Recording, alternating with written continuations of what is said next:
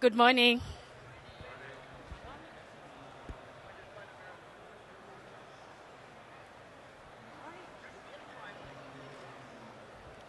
So my name is Janet Maingi. I'm from Africa and talking about Bitcoin mining in Africa and how it's bridging energy poverty.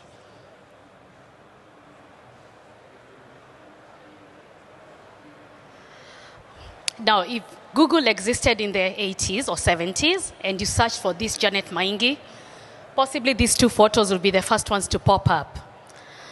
The one on my right is basically me at 6 months, which was the perfect age to start joining the rest of my family for road trips to upcountry Kenya to visit my grandparents. Now, take a minute and look at these two photos. The one again on my right is where my mother was born, brought up, and where my grandparents lived into their 90s. And then 200 yards apart, the one on my left is where my mother currently lives. What is common in both photos? There is no access to main grid electricity. My mother runs our home on 100% solar. So you can see solar panels and a solar heater for the hot water. This is not unique to Kenya. It is something that is prevalent in Africa. If you look at this, you can see that sub-Saharan Africa, only 48.4% of Africans have access to electricity. Compared to the rest of the world, we're not doing so well. But ironically, nobody uses all the electricity anywhere in the world. Whether it's in Kenya, where you can see the production versus the generation versus transmission, as well as in the UK, nobody uses all this electricity. What we have is pockets of wasted energy. And that's where, as Gridless, we come in. Now, let's look at this slide, which basically talks about the potential of Africa when it comes to renewable energy. Whether it's wind, solar, hydrogen, hydropower, Mother Africa is well blessed. And the ability for us to grow into 2050, you can see in the different types of energy, there's quite a lot of potential for us. And this, as Gridless, excites us because we're now thinking of being part of the players in Africa energy transformation. So we're looking at leveraging Bitcoin, which is a deflationary asset, against the US dollar, which is an inflationary asset. And what do we get out of that relationship? One, we're able to build new energy, which is then going to be helping us to bridge the energy poverty in Africa. But secondly, we're going to use the same energy to produce more Bitcoin, right? And just to support that, look at this map. The concentration of Bitcoin mining globally is normally in the US, in North America, and towards Russia. Africa has so much potential. So if we can build this energy and at the same time mine Bitcoin, just think of what Africa can be today. Now, what is Bitcoin mining? Mining basically allows us to secure the Bitcoin network by using energy. This is called proof of work. So for you to make Bitcoin, you have to work for it. And just simply for the people who are not aware about mining, it's a very simple process. Electricity comes into the miners. They generate heat and they generate hash power. Out of that, you get a block that's released, and then new Bitcoin is used. So it's as simple as that. Energy is Bitcoin. Now, why do we need to mine?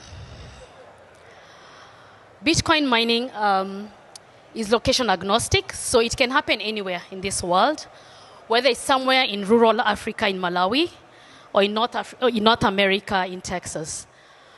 Bitcoin mining encourages new energy development because with mining, then you're able to utilize energy and be able to monetize more projects around Bitcoin, energy products. It balances the power grid, right? Because what happens is you respond to the power that's in the grid. So if the power is not being utilized by consumers, Then we go ahead and use that excess power to mine energy, to mine Bitcoin. And finally, it secures the Bitcoin, the world's only global decentralized monetary asset, which is the Bitcoin. Now, when you talk about grid balancing, I just want to go into a bit of more detail. So this is an example of one of our sites in Africa. You can see the green part basically represents the energy that's being used by the community. And at any one time, as I said, nobody utilizes all the energy. So as a Bitcoin mining company, we respond to this demand on real time. So at 12 a.m., people are asleep. So basically, maybe refrigerators and other items are running. Utilization is very low. We're able to take all the extra energy. If you come down into about between 9 and 10 p.m., homesteads people are back home, children are doing assignments, people are cooking, there's more utilization of electricity. And so as a miner, we reduce our consumption to ensure that the homes are getting the electricity that they need. So that's what grid balancing is all about. Now, what does it take and what does it look like to mine? It's not sexy, right? It's not a sexy industry. Whether you're in Iceland, in the warehouses, you can see what it looks like in Canada, cabinets in Kenya, garages in Lebanon, sheds in Nigeria. There's nothing sexy about Bitcoin mining. But what excites us is the impact it makes when you're trying to get more communities connected to energy. Just to add to the non-sexiness, so this is one of our containers that we're offloading somewhere in the heart of Zambia. So again, we focus on rural Africa. So Nairobi is fine, Kampala is fine. They have electricity, but rural Africa does not have electricity. But there are quite a number of mini-grids that have been built by the private sector that are generating excess power, and so we tap into these pockets of wasted energy. Again, very beautiful. This is running out of hydro, somewhere again in rural Africa. And out of that, we've set up a mining center that allows us to utilize excess energy. Doing business in Africa is rough, right? I call it an extreme sport. So not only do we have to think about setting up our miners, but you also have to think of things like connectivity. So you can see the middle photo is basically our team setting up a Starlink to ensure that we can get internet to allow us to mine Bitcoin. Now, what does it take? So I like this slide just in case of anyone who has questions about Bitcoin mining. We're boiling the oceans, we're utilizing all the energy, we're wasting energy. Let's get into this. So this is an example of what it looks like on hydro. The water comes in through the watershed into your forebay and then goes through the turbine out to your powerhouse, and again gets distributed first to the homes, secondly to the production factories, and finally to the Bitcoin data center. We're a buyer of last resort. So we only take the electricity that nobody is using. And then once that process is done, the water is routed back into the river routing, so we do not interfere with the natural setup of the river. Beyond hydro, we're also working with other sources of energy, so geothermal. As I said, Mother Africa is well blessed when it comes to natural resources, and especially renewables. And this is an example of a solar. This is another hydro site. And of course, this is our latest one, which is a biomass site. So all these are ways we're using to utilize excess energy in Africa. Now, allow me to be delusional just for a moment. So when we partnered with these energy mini-grids, their production was at 46%. The utilization was only 10%. The levelized cost of energy was actually 29 cents. The annual revenue was about $77,000. The initial capex, $2.5 million. The IRR, 0%. Not doing so well, because a lot of these mini grids are very capital intensive. Now, let's go to the next step where Gridless comes in. That's energy plus Bitcoin. The same production of 46%. We're now taking the 90%, so their energy usage goes to 100%. The LCOE goes down to 7 cents. The annual revenue almost doubles to $140,000. The initial capex stays the same because the extra capex is really what Gridless is putting in. And you can see what their IRR looks like. So Bitcoin mining is an energy infrastructure.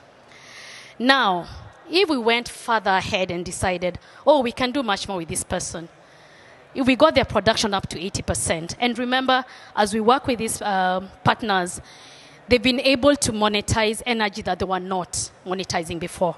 So with extra money, they're able to expand. So generation, 80%. Utilization, again, 100%, because Gridless is then sucking up all the extra energy. Look at what their levelized cost of energy becomes, 3 cents, which means they should be able to give energy to the communities at a better price, right? And then their annual revenue, 387,000. The initial capex, again, moves up a bit, but the IRR, look at that, 17%. Isn't this beautiful? So, energy is the base layer of human development and human progress. Coming from Africa, we do understand why this is very key for us. And as you've seen from the earlier graphs, this is not common in every other part of the world. Better grades. So if you look at the photos on my right, those are basically what kids have to go through every day where there's no electricity in rural Africa. They have to use paraffin lamps, and they can be as classy as the one on top or the basic one below, to do their assignments. Poor eyesight. Their lungs get affected because there's fumes coming from the paraffin lanterns. And think of when the electricity comes in, which is Bitcoin powered. They're able to get lighting, they're able to do their assignments on good time, and they're able to compete with other students in the other parts of the country. Better healthcare. So again, vaccinations are a myth in those areas because there's nowhere to refrigerate. So again, energy coming into these spaces, they're able to get the vaccinations being done on time. Before that, a mother will possibly pray for nothing goes wrong and hopes to be able to get vaccinations done when they can go to the farthest facility. Now, with the energy coming closer, they're able to actually go for the vaccinations on time. And of course, that tells us we're going to have a healthier population. And then economic development. So this is, on the right, that is an installation being done, and this was the end product. So the shopkeeper was able to run his shop longer. So instead of closing at 5 o'clock, relying on God's light, now he can continue selling his products until 10 p.m. or what? A 24-hour economy, because he has electricity. These are just few examples of the things that just by partnering with the partners, we've been able to cover more area and be able to get communities access to electricity. Now, what are the communities we've impacted? So in terms of lives, we have 3 current countries that we're covering. You can see in Malawi, before we came in, they had 7,600. With Gridless coming in, there was a 25% increment of lives that have been impacted. And the same thing for Zambia and the same thing for Kenya. Averagely, it's about 5,600 lives that have been impacted. But I think what excites me more is actually the ecosystem that has gotten impacted in this process. So beyond the households that get electricity, we have commercial connections that have come up due to the partnership with the mini grids. Schools, about 3 of them. Gas stations is 1. Grocery stores, another 1. Health centers, another 8. Factories, which is a tea factory. Telecom base stations, which allows them to get GSM connectivity. And then, of course, maize mills. So beyond just people being able to get their basic needs, think of employment, think of a healthier population, think of students performing so well in school because the electricity has come to their backyards. Now, this tells us that Bitcoin mining is actually energy infrastructure, which is key in unlocking Africa's potential. So I hope you'll join us in this journey as we unlock Africa's potential. Thank you.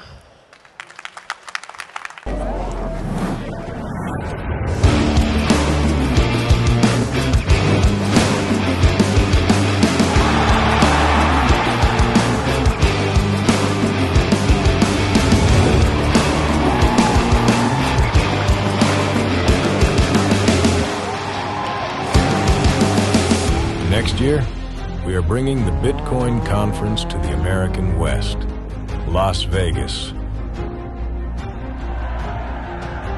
The brightest minds in the world will converge to deliver Bitcoin history.